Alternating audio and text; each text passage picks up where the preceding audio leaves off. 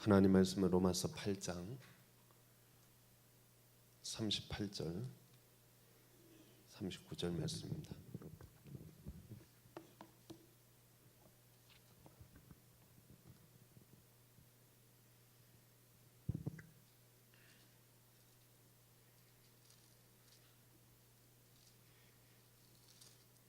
내가 확신하노니 사망이나 생명이나 천사들이나 권세자들이나 현재일이나 장래일이나 능력이나 높음이나 깊음이나 다른 어떤 피조물이라도 우리를 우리 주 그리스도 예수 안에 있는 하나님의 사랑에서 끊을 수 없으리라.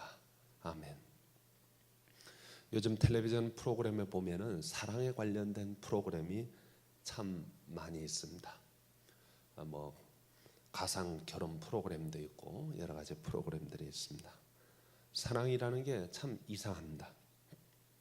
분명히 두 사람이 서로 사랑하지만 그러나 늘 그 사랑이 어디로 도망갈까봐 늘 전전불안, 전전긍긍하는 것을 보게 됩니다. 혹시 상대방이 나를 싫어하지는 않을까, 나를 외면하지 않을까 하고 초조해하는 것이 우리 사람들입니다.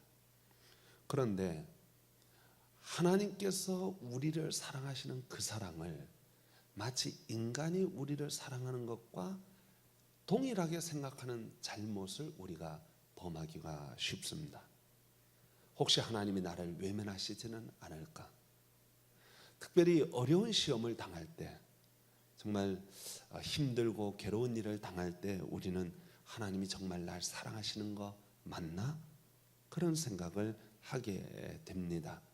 하나님께서 정말 나를 사랑하신다면 푸른 초장, 맑은 시냇가로 인도해야 되는데 왜 나는 지금 사망의 음침한 골짜기에서 이렇게 눈물 뿌리고 있을까? 남들에게는 어려움이 있을지 몰라도 경건하게 살려고 노력하는 나에게, 하나님 뜻대로 살려고 노력하는 나에게는 좋은 일만 있어야 되지 않는가? 그런 생각을 가지게 됩니다. 그런데 예수 잘 믿는 나에게 오히려 더 큰 어려움이 있단 말이죠. 더 큰 시험이 있단 말이에요. 그때 우리는 의심합니다. 하나님은 정말 나를 사랑하시는 거 맞나? 물론 우리가 100번 양보해서 우리 어려움 당하는 거 인정하겠어요. 그런데 그렇다면 하나님께서 이 어려움에서 나를 건져 주셔야죠. 빨리 구원해 주시고 문제를 해결해 줘야 되지 않겠습니까? 우리가 때때로 그런 생각을 할 때가 많습니다. 그러면서 우리는 나를 이게 속히 건져주지 아니하시고 속히 구원하여 주지 않는 것에 대하여 하나님께 불평하고 원망할 때가 있습니다. 하나님 정말 날 사랑하시는 거 맞습니까? 하고 물어볼 때가 있다는 거예요. 우리 주변에 어려운 시험을 만남에도 불구하고 믿음으로 그것을 이겨내는 사람을 쉽게 찾아보기가 어렵습니다. 물론 성경에는 있습니다. 환난과 시험을 당하지만 그 환난과 시험에서 믿음으로 승리한 사람들을 볼 수 있습니다. 다니엘, 사자굴에 던져져도 믿음을 잃어버리지 않고 그 사자굴에서 믿음으로 살았던 것. 다니엘의 세 친구도 풀무불에 던져졌지만 믿음으로 승리했습니다. 초대교회 성도들도 마찬가지였습니다. 우리는 그런 사람들을 보면서 저들은 어떻게 저렇게 위대한 승리, 믿음의 승리를 하는데 왜 나는 이렇게 자주 넘어지고 자빠질까? 그러면서 하나님, 도대체 나에게는 하나님이 어떤 분이십니까? 하고 묻게 됩니다. 그런데 여러분, 오늘 이 시간 오해하지 말아야 할 것은 성경에 나오는 위대한 인물 다니엘의 세 친구, 초대교회 성도들, 스데반 집사 이런 사람들이 우리들보다 월등히 뛰어난 사람들이냐? 전혀 그렇지 않습니다. 우리와 똑같은 성정을 갖고 있는 사람들입니다. 우리와 똑같은 인간적인 연약함을 갖고 있는 사람들입니다. 그들이 그 모든 시험을 이겨낸 것은 그들이 힘이 있어서도 아니고 그들의 능력도 아니고 그들의 의지도 아닙니다. 그들이 그 모든 시험을 믿음으로 극복할 수 있었던 가장 중요한 요인은 하나님이 그들과 함께 하시고 도와주셨기 때문입니다. 다니엘이 사자굴에 던져졌을 때 하나님께서 천사를 보내서 사자의 입을 막으셨습니다. 다니엘이 그 사자의 입을 막은 것이 아닙니다. 다니엘이 사자 입을 자기 스스로 막을 수 있다면 하나님이 천사를 보낼 일이 없습니다. 그가 사자 입을 막을 힘이 없기 때문에 하나님께서 천사를 보내주셨던 것입니다. 다니엘의 세 친구도 마찬가지입니다. 다른 모든 성도들도 다 마찬가지예요. 그들이 믿음으로 승리했다고 해서 우리보다 뛰어난 것이 하나도 없습니다. 하나님이 도와주셨기 때문에, 하나님이 함께 해주셨기 때문에요. 그런데 여러분, 왜 우리는 하나님이 안 도와주시나? 우리가 그렇게 생각할 때가 있어요. 저들은 도와주셔서 건져주셨는데 왜 나는 안 건져주시지? 그런 생각할 수가 있습니다. 그런데 여러분, 성경을 읽어보면 다 도와주시고 다 건져주신 것은 아닙니다. 스데반이 돌에 맞을 때 그를 건져주시지 않았어요. 야고보를 목을 베어서 죽일 때 하나님이 그를 건져주시지 않으셨어요.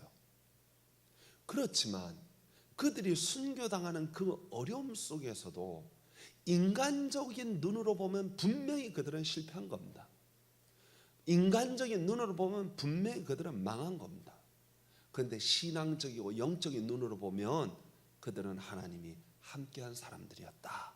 성경은 기록하고 있습니다. 솔직히 말하면 우리 인간은 환난과 핍박 앞에 쓰러지고 넘어질 때가 많아요. 우리는 때때로 배신까지도 합니다. 말은 떵떵거리지만 사실 우리는 연약한 존재들입니다. 여러분, 베드로 기억하십니까? 베드로는 예수님 앞에서 다른 사람은 다 예수님을 배반해도 나는 예수님을 배반하지 않겠습니다. 그런 그가 예수님을 3번이나 저주하고 배반했습니다. 우리가 그런 사람들이에요. 연약한 사람들이에요. 여러 번 넘어지고 자빠집니다. 그런데 여러분, 성경에 보니까 그런 우리를 하나님은 붙들어 주시더라는 거예요. 사랑해 주시더라는 거예요. 우리가 하나님의 사랑을 자꾸 인간적인 방법으로, 인간적인 계산으로 자꾸 판단할 때가 너무 많다는 것입니다.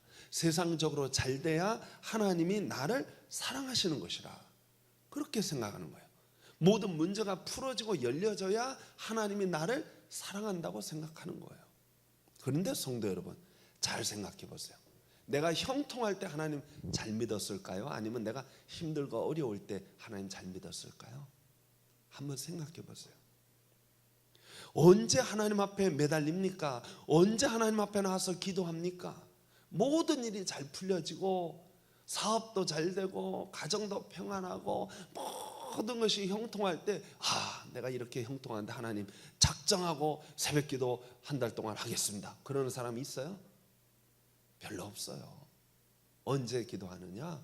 힘들고 어려울 때 마음에 작정하고 기도하는 거예요. 하나님 앞에 가까이 다가오는 것입니다. 평상시에는 예수 믿으라 그러면 너나 잘 믿어라. 부인이 아무리 남편 보고 예수 믿자 교회 가자 그래도 콧등으로도 안 듣고 귓등으로도 안 듣던 그 사람이 중환병에 걸려가지고 병원에 탁 누우면요, 부인이 여보 저 우리 목사님 불러가지고 한번 기도 좀 받으면 어떨까? 뭐 나야 좋지. 근데 뭐 오시려나? 마음이 싹 약해지는 거예요. 인간이요, 환난을 당해야, 시험을 당해야 하나님 앞에 가까이 다가오는 거예요. 그래서 사도 바울이 뭐라고 말하냐면 고난 당하는 것이 내게 유익이다. 오히려 유익이다. 그렇게 말을 했던 거예요.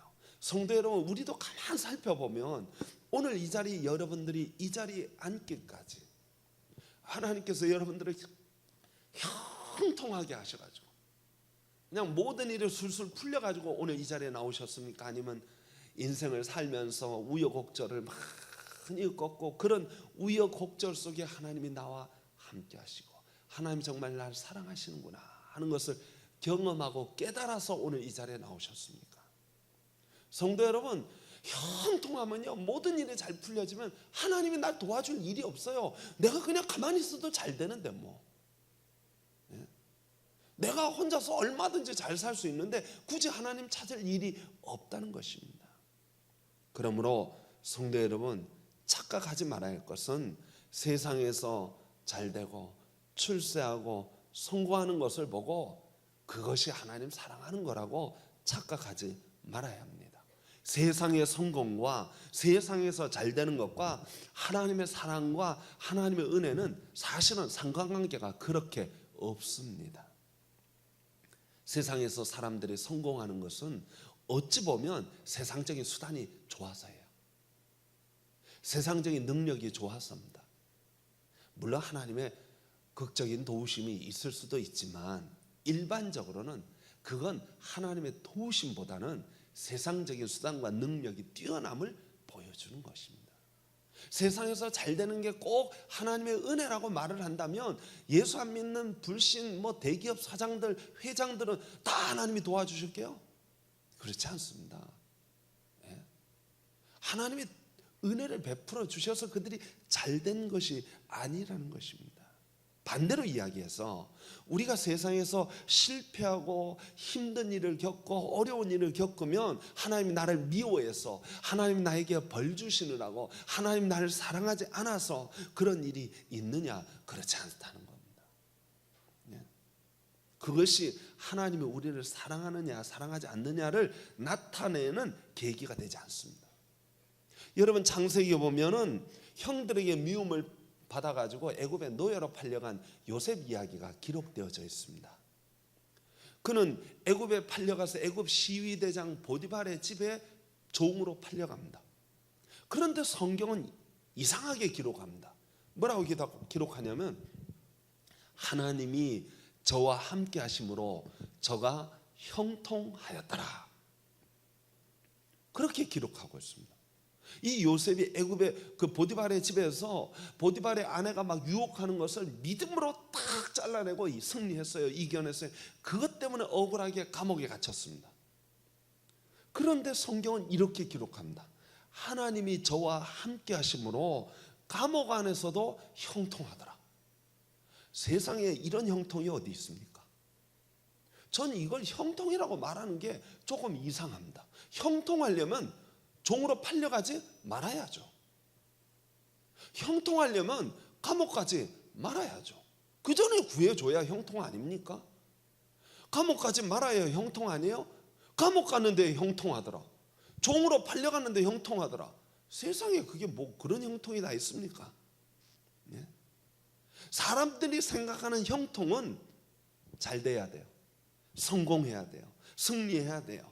모든 일이 다 풀어져야 돼요. 닫힌 문이 열려지고 막힌 문이 열려지고 굽은 길이 곧아지고 모든 것이 탄탄대로와 같이 쫙 지나가야 그게 형통이라고 생각합니다. 그런데 성경이 말하는 형통은 그런 게 아니에요. 성경이 말하는 형통은 뭐냐? 하나님이 함께 하시더라. 그게 형통이에요.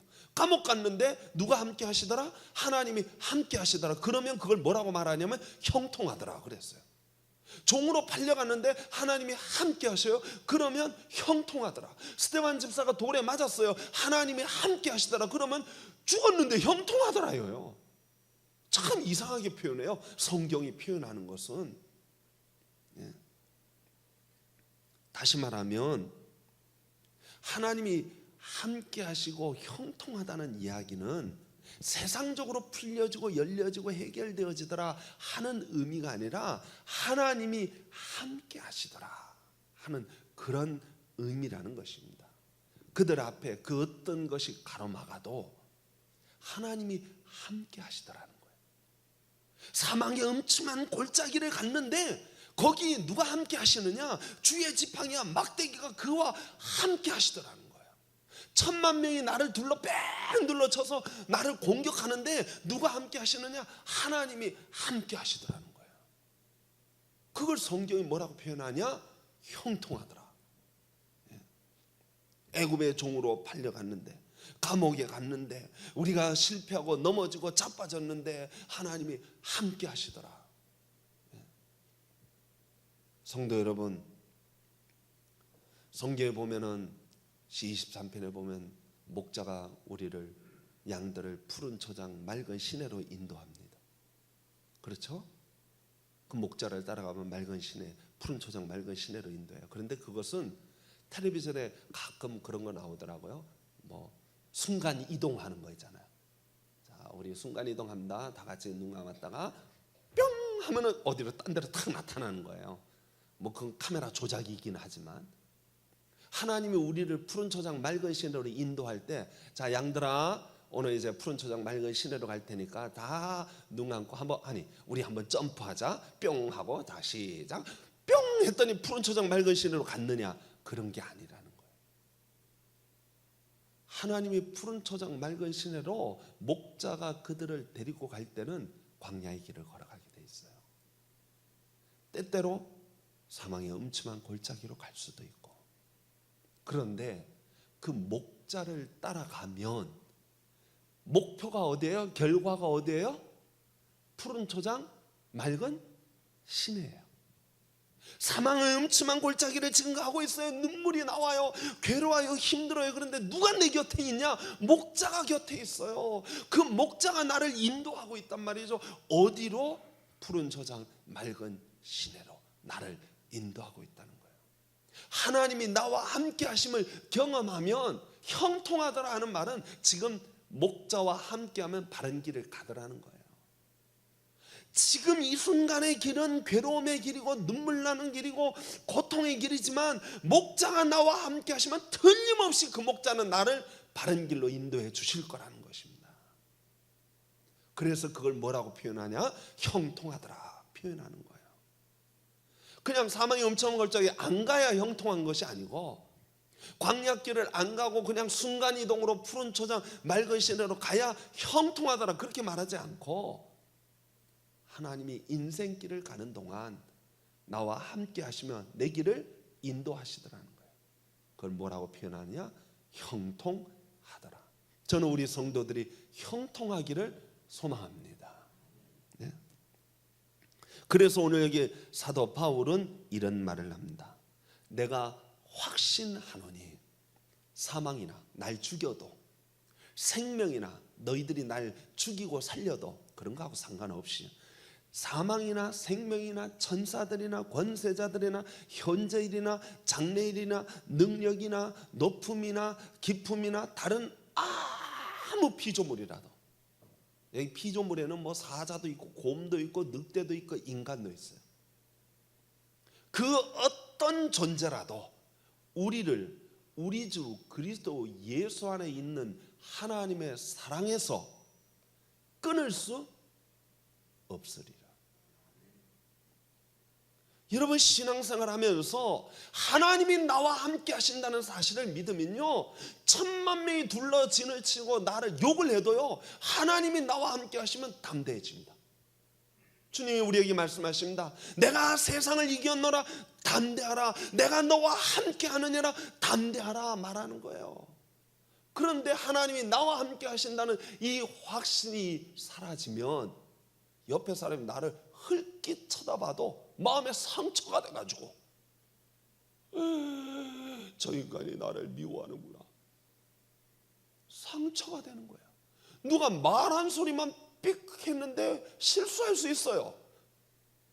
말 잘못할 수 있단 말이죠.